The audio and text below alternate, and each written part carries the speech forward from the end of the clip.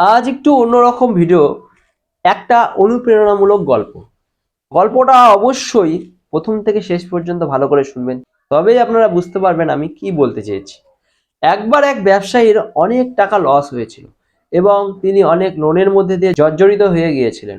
সেখান থেকে বের হয়ে আসা একদম অসম্ভব বলতে প্রায়। ওই ব্যবসায়ীর নিজের ওপর থেকে, তার ব্যবসার ওপর থেকে পুরোপুরি বিশ্বাস উঠে গিয়েছে। একদিন সে অনেক উদাসীন হয়ে একটা রেলওয়ে স্টেশনে বসেছিলেন। তখনই কোট টাই পরা একটা বৃদ্ধ এসে তার কাছে জিজ্ঞাসা করলো যে আপনার কি হয়েছে।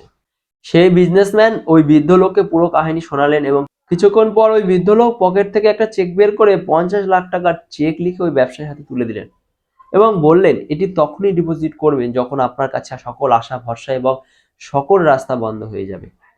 তখন সে বিজনেসম্যান বাসায় গিয়ে ওই চেকটি ভালো করে তার ব্যক্তিগত আলমারিতে রেখে দিয়েছিলেন। তার কাছে টাকা এসেছিল এবং এই ভরসায় যে পরের দিন থেকে খুব ভালো মনোযোগ দিয়ে কাজ শুরু করলেন তার বিজনেসের জন্য। কিছু সময় পর অবাক করা ঘটনা ঘটলো। ওই ব্যবসায়ী ওই শহরের সবচেয়ে শীর্ষ ধনী ব্যবসায়ীর মধ্যে একজন হয়ে গেল। তারপর একদিন হঠাৎ তার চেকটির কথা মনে পড়লো এবং সেই চেক নিয়ে ওই বৃদ্ধ ব্যক্তিকে খোঁজার জন্য রেলওয়ে স্টেশনে গেলেন। সেই স্টেশনে গিয়ে তিনি জানতে পারলেন ওই বৃদ্ধ লোকটি কোনো শিল্পপতি বা বড়লোক কেউ ছিলেন না, বরঞ্চ কোটটাই পরা একজন পাগল ব্যক্তি ছিলেন।